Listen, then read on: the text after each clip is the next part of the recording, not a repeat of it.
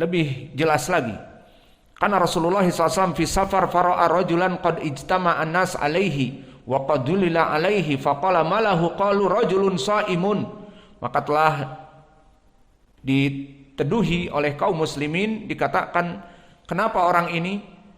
Maka orang ini berpuasa ya Rasulullah, sehingga dia dalam keadaan hampir pingsan. Maka Nabi mengatakan, laisa minal bir asyam fis safar.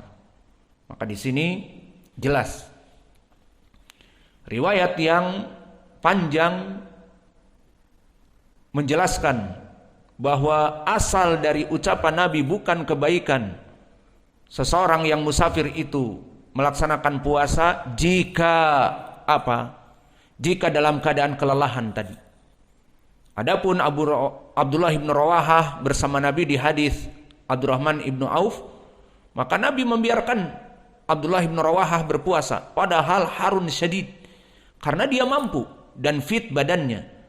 Adapun seorang sahabi ini pingsan atau kelelahan, tersungkur jatuh, maka laisa minal bir asyam fis safar. Ini maknanya kepada orang ini yang memaksakan berpuasa padahal Allah telah memberikan rukhsah dan seakan-akan membunuh dirinya. Paham sekarang?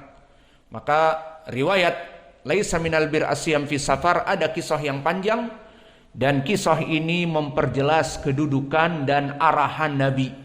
Bukan maknanya seperti Ibnu Hazm dan kelompoknya Adh-Dhahiriyah, laisa minal bir asyam fis safar, maknanya safar itu harus berbuka. Karena tidak baik orang yang safar dalam keadaan berpuasa. Nabi mengatakan laisa minal bir, bukan dari kebaikan. Maka kita katakan hadis yang singkat ini dibawa kepada hadis yang panjang yang maknanya adalah bukan kebaikan karena dia telah kesusahan dan memaksakan diri padahal Allah telah memberikan rukhsah.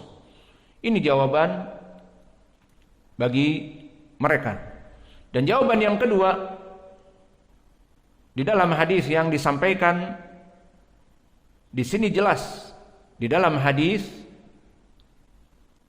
yang disampaikan tadi bahwa Nabi Muhammad mengatakan kepada orang-orang yang tetap berpuasa, ulaikal usah, mereka orang-orang maksiat, mereka melaksanakan kemaksiatan. Dari hadis ini yang ceritanya panjang sudah cukup menjadi pendalilan bahwa ucapan Nabi ulaikal usah, mereka orang-orang yang bermaksiat, bukan bimujarrad puasa sedang safar di bulan Ramadan, laisa ala hada faqat, bukan masalah ini saja. Kenapa? Karena di dalam hadis disebutkan Nabi saja berbuka, dan selain itu dia akan berperang bersama para sahabat melawan musuh orang kufar Quraisy di Mekkah. Maka dibutuhkan power, dibutuhkan energi, dan makan dan minum memberikan power energi untuk mengangkat pedang dan menebas leher-leher orang kafir, butuh tenaga. Maka di sini Nabi berbuka untuk menguatkan badan mereka. Lalu di saat dikabari ada sebagian kaum muslimin masih berpuasa, ya Rasulullah tidak mau mengikuti kamu berbuka, ulaikal usah, mereka lah orang-orang yang bermaksiat.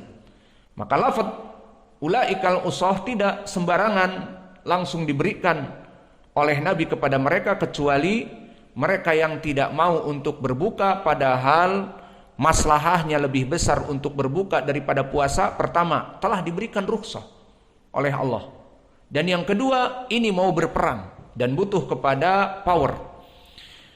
Maka oleh sebab itu, di riwayat yang lain masih dari Jabir, diriwayatkan oleh imam selain riwayat Al-Bukhari dan Muslim, seperti di riwayat At-Tirmidzi dan Nasa'i, disebutkan bi'ilah al-masyaqqah wa ta'ab, bahwa ucapan Nabi di sini ulaikal usah dengan ilah mereka dalam keadaan ta'ab dan capek. Maka disebutkan fabalaghahu anan nasa qad syaqqa alaihim asyamu fada'a biqadahin minal ma' ba'dal asr fashariban nasu yang duruna fa aftara ba'dun nas wa shoma ba'duhum fabalaghahu anan nasa shamu faqala ulaikal usah. Maka di riwayat Imam At-Tirmidzi dan An-Nasa'i lebih menjelaskan lagi, di mana di sini disebutkan innan nasa qad syaqqa, bahwa kaum muslimin telah kelelahan dan apalagi mau berjihad, mau berperang. Maka di dalam lafaz Imam At-Tirmidzi dan An-Nasa'i innan nasa qad syaqqa, bahwa kaum muslimin telah kelelahan. Maka Nabi yang mampu untuk berpuasa terus sengaja membawa air kemudian minum di depan kaum muslimin. Maka kebanyakan kaum muslimin berbuka dikarenakan mereka merasakan masyaqqah, berat dalam keadaan safar dan mau berperang dan berpuasa. Maka akhirnya mereka kebanyakan minum, kecuali dari mereka ada beberapa yang tetap dalam keadaan masyaqqah, lemas, lelah dan tidak mau berbuka. Maka Nabi marah kepada mereka dan mengatakan ulaikal usah. Maka hadis yang kedua ini pun menjadi pendalilan ucapan ulaikal usah, mereka orang-orang yang bermaksiat, karena Allah telah memberikan rukhsah dan Nabi pun sengaja berbuka agar mereka mengikuti Nabi, tapi mereka tetap memilih puasa padahal masyaqqah, seakan-akan mereka bisa membunuh diri-diri mereka. Maka Nabi mengatakan ulaikal usah.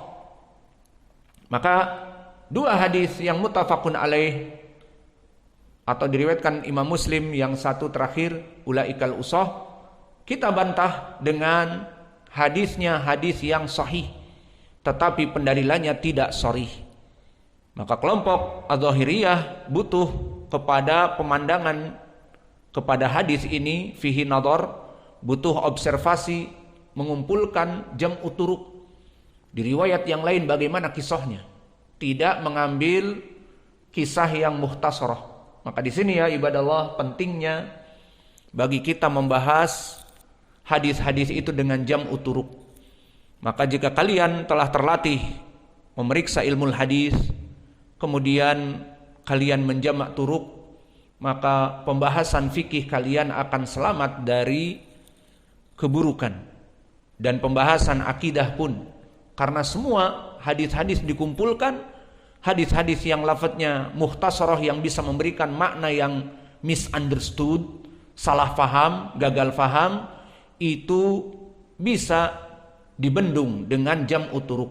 Seperti sekarang Ibnu Hazm gagal faham terhadap hadis ulaikal usah, langsung menceritakan mereka orang yang maksiat di mana terus berpuasa. Dan begitupun hadis laisa minal bir asyam fis safar, bukan dari kebaikan melaksanakan puasa dalam keadaan safar. Maka dua hadis ini mukhtasarah dijadikan oleh kelompok Adz-Dzahiriyah haramnya berpuasa dalam keadaan safar. Maka jika kita kumpulkan jalan-jalan, kita mengetahui bahwa perkara ini Nabi ucapkan kepada mereka yang masyaqqah, yang dalam keadaan masyaqqah sangat berat, dehydration, pingsan dan sebagainya. Maka oleh sebab itu Imam An-Nawawi pun memberikan taujih di dalam syarah Muslim. Dia katakan ulaikal usah hakada huwa muqarrar maratain wa hada mahmul ala man tadarrara bisawm au annahum umiru bil fitr amran jaziman limaslahati bayan jawazihi fa khalafu al wajib wa ala taqdirain la yakunu as-shaim al yawma fi safar asiyan idalam yatadarrar bihi wa yu'ayyid at-ta'wil al-awwal qauluhu inna nasa qad syaqqa alaihim as-siyam.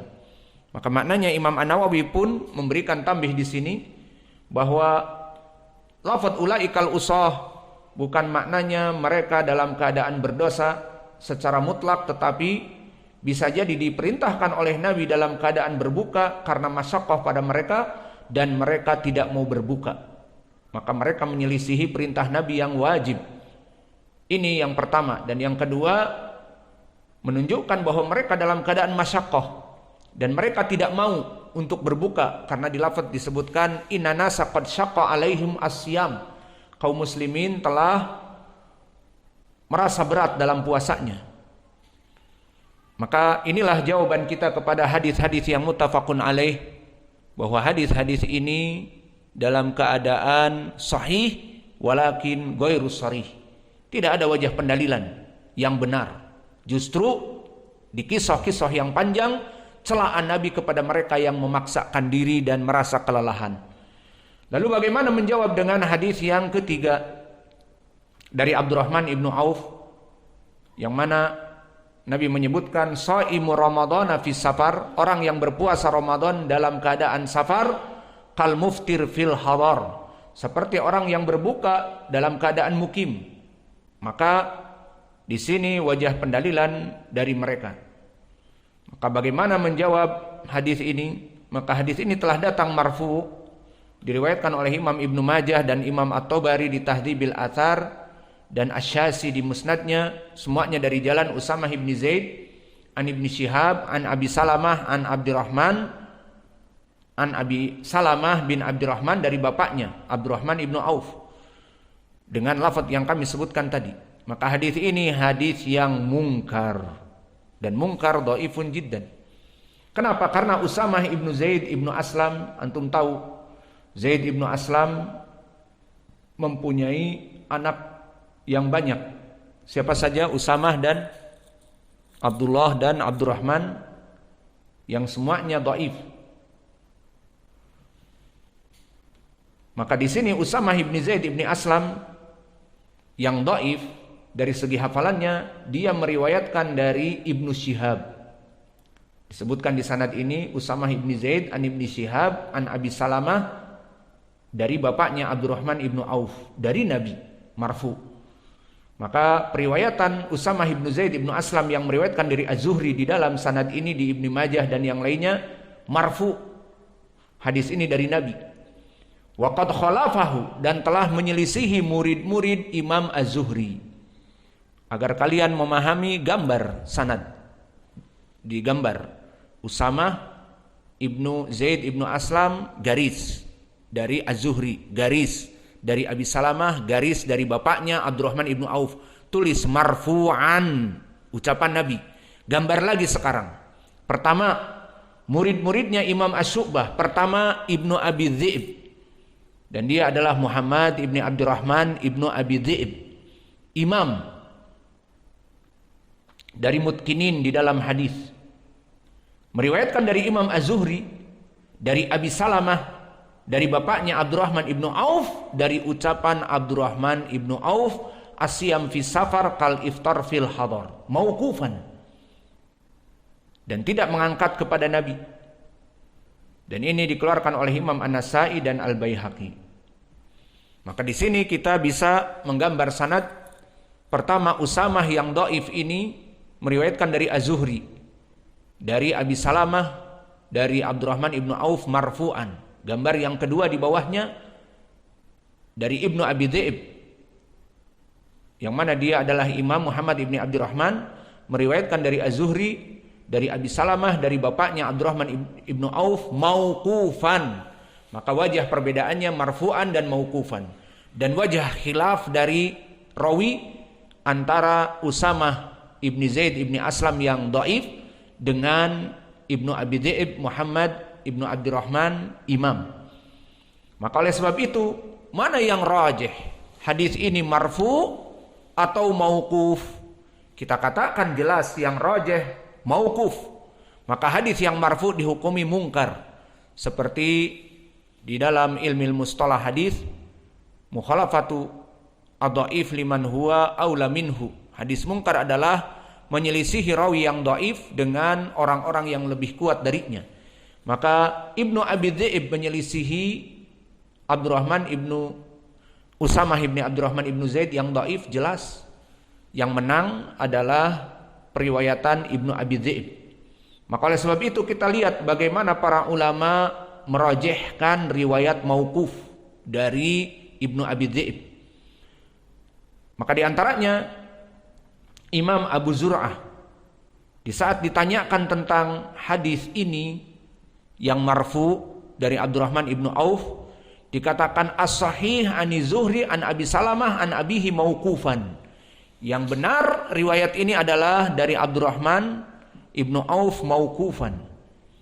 Dan juga dihukumi oleh Imam Ad-Daruqutni, gunungnya dari ilmul ilal. Dia katakan wasahih an Abi Salamah an abihi mauqufan. Maka dua imam telah merojehkan mauquf. Imam Ad-Daruqutni dan sebelumnya Abu Zur'ah.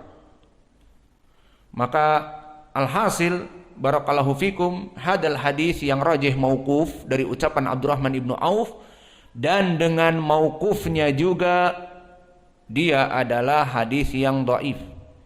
Karena riwayat Usamah adalah kita rajihkan tadi bahwa yang rajih dia adalah mauquf, maka dengan mauqufnya juga dhaif. Sekarang kita rajihkan yang mauquf, yang marfu mungkar sudah. Nah, dengan yang mauquf ini dari jalan Ibnu Abi Dza'ib an Zuhri an Abi Salamah an Bara an Abdurrahman ibni Auf, ini pun bermasalah, munqati'. Telah dinaskan oleh Imam Yahya ibnu Ma'in di Tarikh Ad-Duri, lam yasma Abu Salamah min abih syai'an, bahwa Abu Salamah tidak pernah mendengar dari bapaknya. Maka alhasil barakallahu fikum, kesimpulannya adalah bagi orang yang melaksanakan safar di bulan Ramadan, maka tidak wajib baginya untuk berbuka, dan bahkan meyakini harus berbuka. Dan barang siapa yang berpuasa terus menerus di bulan Ramadan, maka dia dalam keadaan ulaikal usah atau laisa minal bir asyam fis safar, bukan dari kebaikan maka harus berbuka. Ini tidak benar. Yang benar adalah pendapat jumhur, boleh berbuka dan boleh berpuasa. Pendalilan boleh berpuasa tadi hadis Abdurrahman ibnu Auf di awal, bahwa Abdullah ibnu Rawahah bersama Nabi berpuasa fi siddatil har fi Ramadan, dalam keadaan perkara yang sangat panas. Dan di hadis-hadis yang lain tadi yang riwayatnya panjang, ulaikal usah dan laisa minal bir asyam fis safar, Nabi melihat kaum muslimin dalam keadaan kepayahan, maka dikatakan bukan kebaikan orang yang melaksanakan puasa dalam keadaan safar jika membuat masyaqqah, jatuh pingsan, memaksakan diri, dan kelemasan, dehydration, kekurangan air. Maka inilah yang bisa kita berikan dari permasalahan bagi orang-orang yang musafir. Maka orang-orang yang musafir kesimpulannya bebas pilih, mau dia mengambil rukhsah dan mau dia terus melaksanakan puasa, semuanya ada dalilnya, tidak mewajibkan harus berbuka. Wa naktafi ila huna wa jazakumullahu khairan wa barakallahu fi ilmikum. Subhanallah wa bihamdihi.